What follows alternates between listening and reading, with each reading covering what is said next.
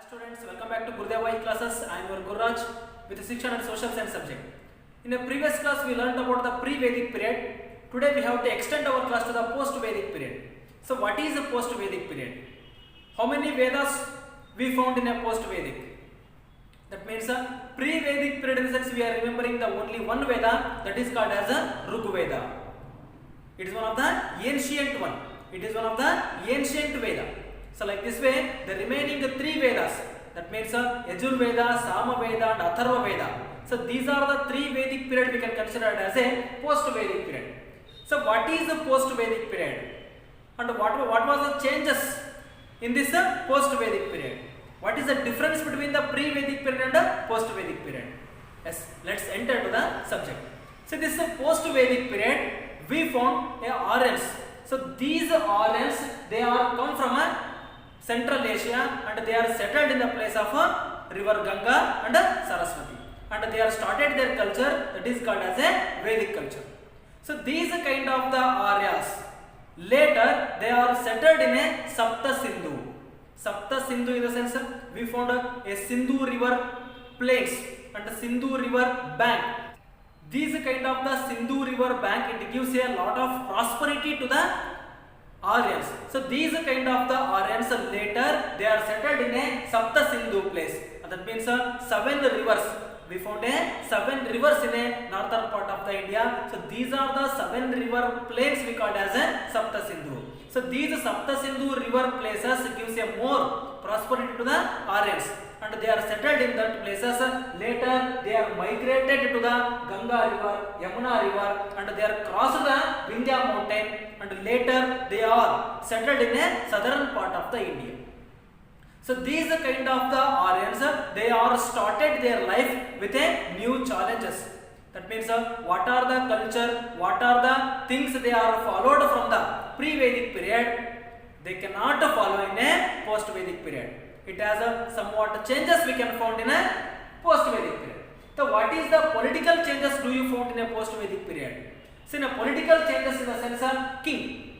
In a pre-Vedic period also we found a king, like that the post-Vedic period also we can find a king. But the pre-Vedic period, the king was more, king is not more powerful. But post-Vedic period, the king was a more powerful person. In a pre-Vedic period, we cannot come from a heredity. The king cannot come from the hereditary, but a post-Vedic period, the king come from the hereditary. That means here as the king in the sense he is a son, later he is a son. Like this, the kingship is continued by the hereditary. That means one of the person, Vidhata. The Vidhata in the sense we call as a prime minister. The prime minister role is completely diminished. So this prime minister role cannot takes a major role in the kingships, or else a post-Vedic period. This Vidhata position is completely diminished, and no uses of the Sabha and Samiti. So in a pre-Vedic period we found a Sabha and Samiti.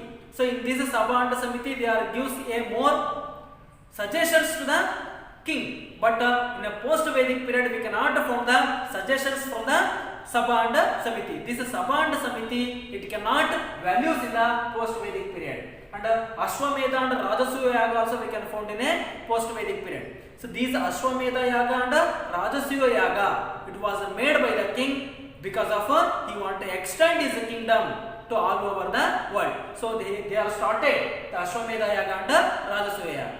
And one more thing, that is called as a social changes.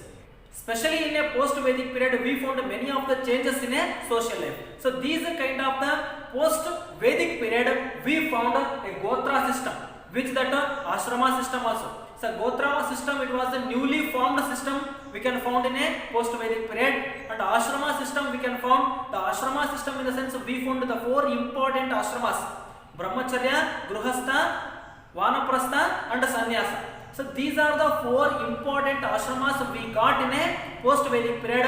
It gives a clear picture of the human life. Brahmacharya, first he followed the Brahmacharya, later Gruhastha. Gruhastha means a married person. Later Vanaprastha. Vanaprastha means he want to settle in a forest itself. And Sannyasa. Sannyasa means he leaves everything and he started to do the meditation. he is a devotee of a god. So like this, the 4 stages we can find in a human life. So these are the system we call as a ashrama system. So this ashrama system, it has followed in the time of a post-Vedic period. And one more system we call as a women's position. So how it was women's position? So women's position is completely bad in the time of the post-Vedic period. It has the women's deprived in the education. They cannot get the education in the time of a post-Vedic period. In a pre-Vedic period, we found women's education also. So like this, I give the example.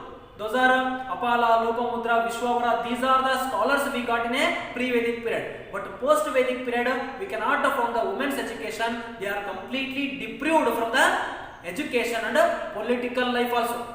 In a pre-Vedic period, women they are participate in a political field.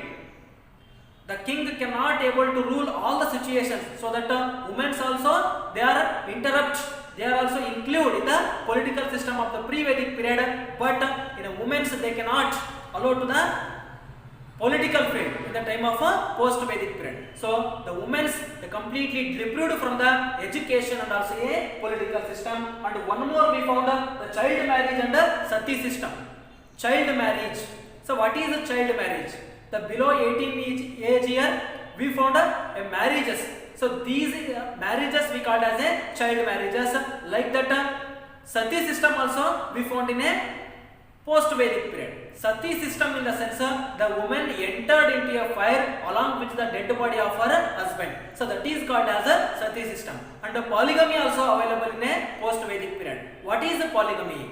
Polygamy means the one husband we can find, but he have many of the wives. So that is called as polygamy. So these woman's life or also these kind of the things has completely destroyed the woman's life. Like this way, we found many of the important things in a post-Vedic period, especially in a religious life. So what is the changes you found in a religious life? The religious life in a post-Vedic period, it has completely complicated and complex. So these are the religious life, it cannot found in a pre-Vedic period. But a post-Vedic period, we found very horrible religious life, which that they have started the yajna and yagas also. So yajna and yagas in the sense I told about Ashwamedha yaga and Rajasuya yaga. So these are the yajnas and yagas we can found in a post-Vedic period. So these type of the yajna and yagas offering the milk and ghee. By this society faced a lot of problems by these yajnas and yagas. They are facing the problem of a shortage of food. So these kind of the problems we got from the yajnas and yagas. Although the post-Vedic period people they cannot stop to do the yajnas and yagas. They are offering the milk and ghee throughout the year. And some of the gods we can find in a post-Vedic period. Who are those gods?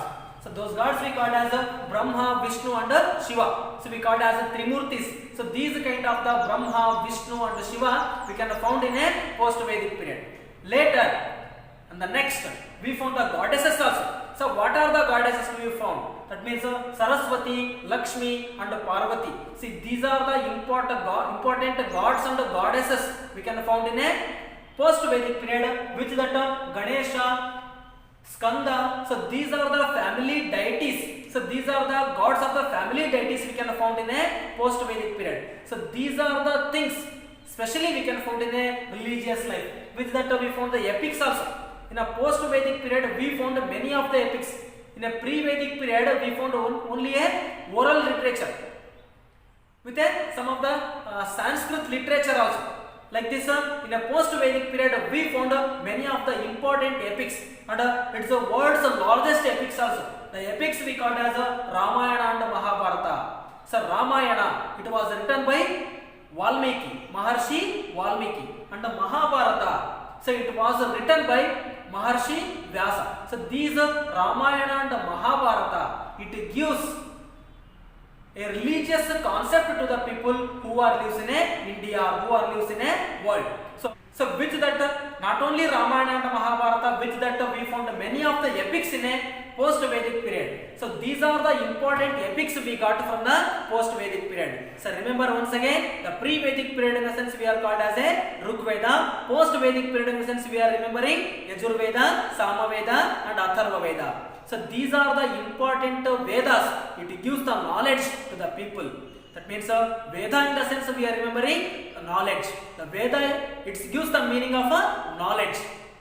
Like this way, today we learnt many things from this lesson, especially in a post-Vedic period. This post-Vedic period, it has the many of the changes like this in a social, political, religious. So these are the important changes we got in a post-Vedic period.